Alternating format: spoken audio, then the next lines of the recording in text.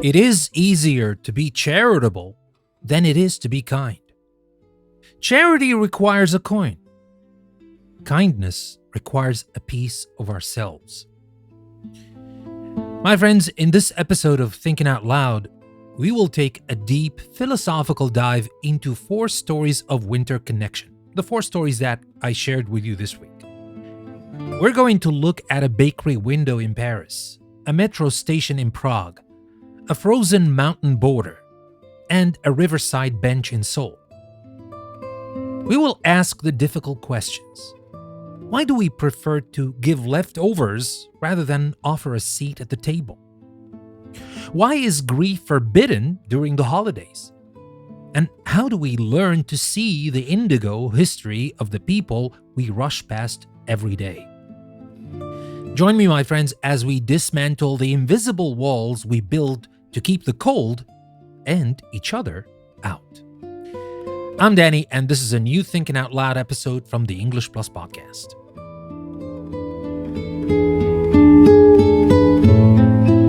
You know, there's a specific kind of walk we all adopt in December. Have you noticed it? It's not just a walk. It's a posture of defense. Shoulders up to the ears, chin tucked into the scarf, hands jammed deep into pockets. We walk faster. We have a destination. We have a warm room waiting for us, a meeting to get to, a list of things to buy that is longer than our patience. And because we are moving so fast and because we are so focused on preserving our own heat, the world around us starts to blur. It becomes a backdrop. The buildings, the traffic, the people standing still, they all become scenery. Now, I've been thinking a lot lately about that blur.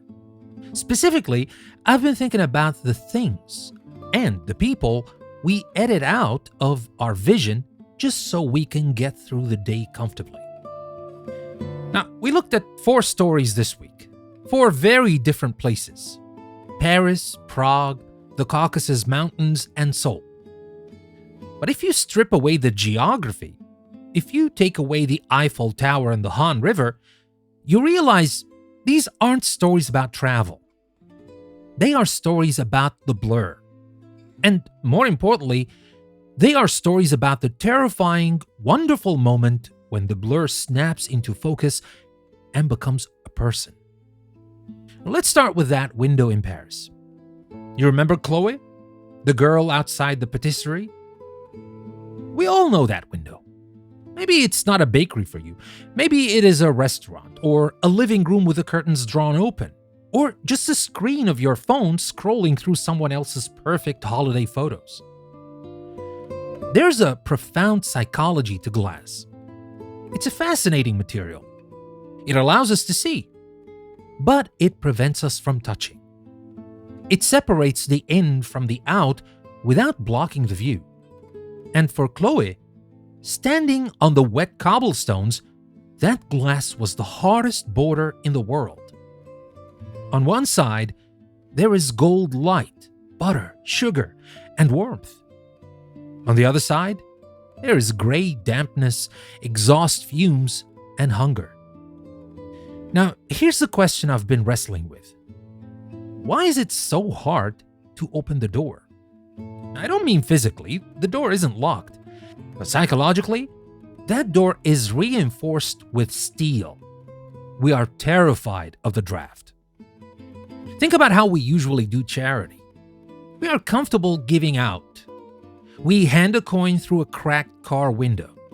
We drop a bag of old clothes in a bin. We donate online. Now, these are good things, don't get me wrong. I'm not saying these are bad, not at all. But notice the direction of the flow. It is always outward, and it always maintains the barrier. I am here, you are there, and I will send something across the gap to you. It keeps us safe. It keeps our floors clean. It keeps our hearts from getting too involved. But Madame Lefebvre, in the story, she did something dangerous. She didn't send a stale baguette out to the street. That's what we expect, right? The leftover charity. Here, take this thing I was going to throw away anyway.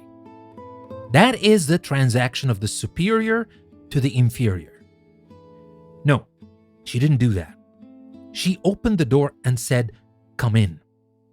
And then, and this is the detail that really gets to me, she served the hot chocolate in porcelain. Do you know how radical that is? To serve a homeless child in the good china? Porcelain is breakable. Porcelain is for guests. Porcelain says, "I trust you with something valuable." When we offer dignity instead of just charity, we are leveling the playing field. And that is scary. Because if I acknowledge that the person shivering on the street is worthy of the porcelain cup, then I have to acknowledge that the only difference between me and them is luck. Just a roll of the dice. Now, we like to think we earned our warmth. We tell ourselves stories about our hard work and our smart choices. And sure, those play a part. I'm not saying they don't. But standing in front of that bakery window, the only difference between Chloe and the boy Luke inside was which side of the door they were born on. Madame Lefebvre didn't just feed a girl. She shattered the glass. She said, "You belong in the warmth too." And I have to ask myself, when was the last time I did that? Not just gave money, but gave space. When was the last time I invited the out to come in? It's a risky business, opening the door. You let the cold in. You risk the dirt. But I suspect that's the only way to keep our own hearts from freezing over. And speaking of freezing, let's move from the eyes to the ears. Let's talk about Prague. The story of Carol, the violinist in the metro. Now, that story hits on something that I think we all feel, or at least most of us feel, but are afraid to admit: the tyranny of forced joy. December is a noisy month. It is aggressively happy. The songs in the shops, the commercials on TV, the greetings we exchange, everything is commanding us to be merry. 'Tis the season to be jolly. But what if you're not? What if your year was a disaster? What if you lost your job in November? What if the chair at the head of the table is empty for the first time? Grief doesn't look at the calendar, doesn't care about the calendar. Sadness doesn't respect bank holidays. Carol is standing in that metro tunnel playing his heart out, and the commuters are rushing past him because he is an interruption. He is a reminder of something they don't want to feel. He is not necessarily playing the expected jingles of the season. We are terrified of sadness in public spaces, aren't we?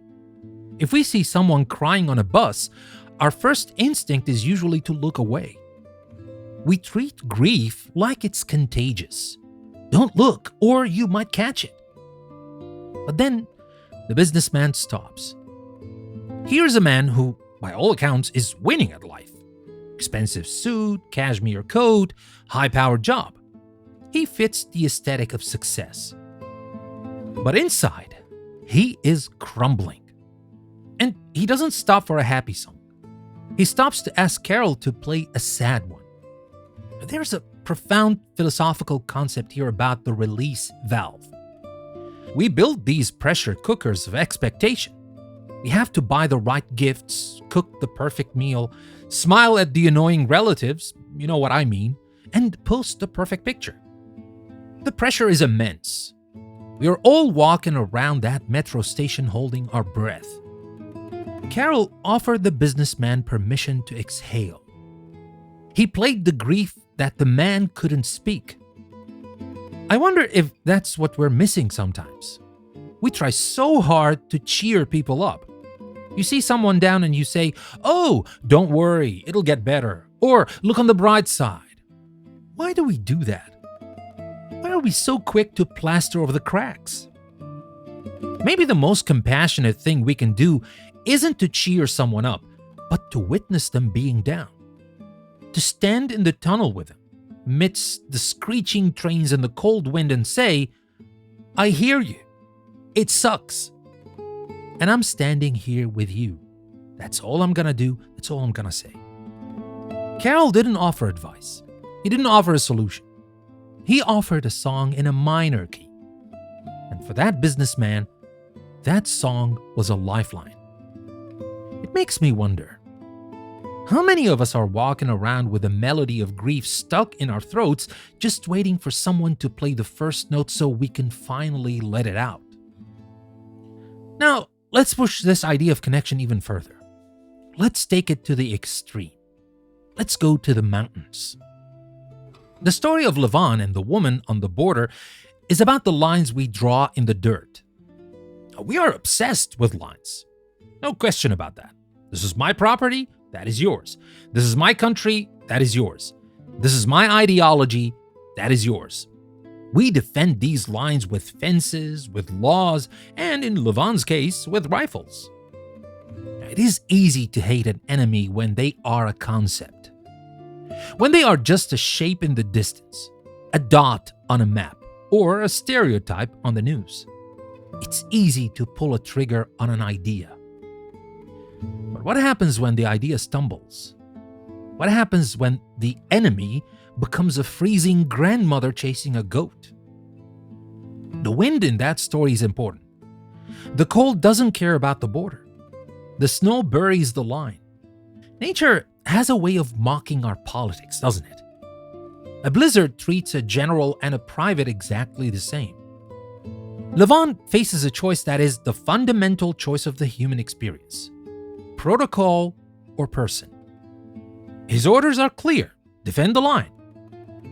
But his humanity is louder. I love the moment with the canteen. That, to me, is the crux of the whole thing. He drinks from the canteen, the same canteen he hands to her. She drinks and hands it back, and then he drinks. Think about the intimacy of that. Sharing water, placing your mouth where the enemy placed theirs. It dissolves the separation. You cannot hate someone while you are sharing a drink of water with them in a blizzard. It is biologically impossible. The shared survival instinct overrides the learned hostility. My friends, we live in a time of intense polarization. But of course, I don't need to tell you that. You already know. We're constantly told who our enemies are. We are told who is on the wrong side of the line all the time.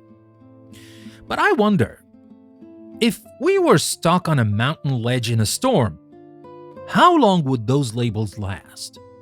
10 minutes? 5? The story suggests that our divisions are actually very fragile.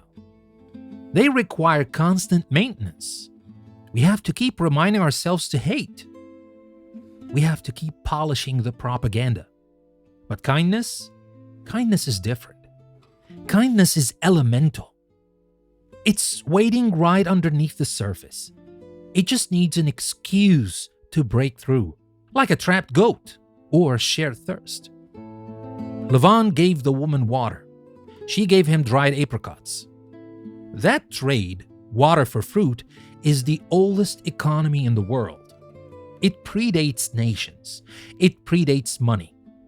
It is the economy of I help you, you help me, because otherwise we both die. That's the economy we all forgot about. Maybe we need to spend less time drawing lines on the map and more time walking out into the no man's land to see who is stumbling through the snow. Because usually it's not an invading army. It's just a neighbor trying to keep their life together. And finally, let's talk about Minji and the indigo scarf. Now this one hurts a little, doesn't it? Because we see Minji every day. We see the elderly person collecting cans. We see the person pushing the cart. We see the homeless veteran on the corner. And what do we see? Be honest. We see the poverty. We see the grime. We see a social issue. We see a cautionary tale. We judge people by their current coordinates. We look at where they are standing right now, and we assume that is who they are. But Minji isn't just a cardboard collector. She is a library. She is a museum of a life lived. She was a bride in silk. She was young. She had dreams, heartbreaks, triumphs, the whole package. The tragedy of poverty isn't just the lack of money. It's the erasure of history. It strips away the complexity of a person until they are just a flat, one-dimensional object of pity. When the student Junho offers her money, he is reacting to the flat image. He sees poor woman. He offers coin. It's a reflex. But when he sits down, when he actually stops the momentum of his own life to sit on that bench, he learns the truth. He learns about the indigo. And then he does something magnificent. He goes and buys a scarf, but not just a warm scarf, an indigo scarf. He buys a gift for the queen, not for the pauper. That is a distinction that changes everything. When we give generic charity, we are addressing the need. You are hungry? Here is bread. When we give specific generosity, we are addressing the soul. I heard you. I know who you are. Here is something that honors your specific history. Imagine how Minji felt wrapping that scarf around her neck. It wasn't just wool keeping the wind out. It was a validation of her existence. It was someone saying, I believe you. I believe you are beautiful. I believe you matter. We're all walking around carrying these invisible histories. The grumpy cashier at the grocery store? Maybe she's a former pianist whose arthritis stopped her from playing. The guy who cut you off in traffic? Maybe he's rushing to a hospital. The quiet man in the office who never speaks? Maybe he writes poetry in his spare time that would break your heart. We don't know. We assume the surface is the substance. But if we ask, if we sit on the bench for just 5 minutes and ask, who were you before this winter came? We might find that we are surrounded by royalty in disguise. So what do we do with all this? We have a window, a violin, a mountain, and a scarf. They all point to the same thing, the interruption. We value flow. We value speed. We value getting things done. But humanity happens in the interruption. It happens when you stop to open the door. It happens when you stop to listen to the sad song. It happens when you step out of the guard post. It happens when you sit on the bench. It is inconvenient to be kind. Let's just admit that. It takes time. It takes emotional energy. It messes up your schedule. Madame Lefebvre probably had a million things to do in that bakery, but she stopped. The businessman probably missed a train to listen to Carol, but he stopped. Levon risked a court-martial to help that woman, but he stepped out. Junho risked being late for his exams, but he sat down. The what-if question for today is this. What if the interruption is actually the point? What if the thing you are rushing toward is less important than the person you are rushing past? We are building these invisible walls everywhere. We build them with our headphones. We build them with our smartphones. We build them with our political affiliations. We build them with our busy schedules. We build them because, let's face it, we are afraid. We are afraid that if we let the world in, it will hurt. We are afraid that if we look too closely at the homeless woman, we will see our own mother or ourselves. We are afraid that if we listen to the grief, we will fall apart. So we stay behind the glass. We stay warm. We stay safe. But we also stay alone. The warmth that Chloe felt in the bakery wasn't just the radiator. It was the warmth of being known. The peace the businessman felt wasn't just the music. It was the peace of being understood. The relief the woman felt on the mountain wasn't just the water. It was the safety of being seen as human. And the dignity Minji felt wasn't just the wool. It was the respect. This week, as you go about your December walk, that fast, head down, defensive power walk, I challenge you to look for the cracks in the wall. Look for the person standing on the other side of the glass. Look for the history hidden under the gray coat. And if you get the chance, be the one who unlocks the door. Be the one who offers the porcelain cup. Be the one who buys the indigo scarf. Because the truth is, we are all just walking each other home in the dark. And the road is a lot less frightening when someone else is holding the light. Think about it, my friends, as much as I was thinking out loud about it. And I'll catch you next week with 4 more stories and another thinking out loud at the end of the week. Thank you very much for listening.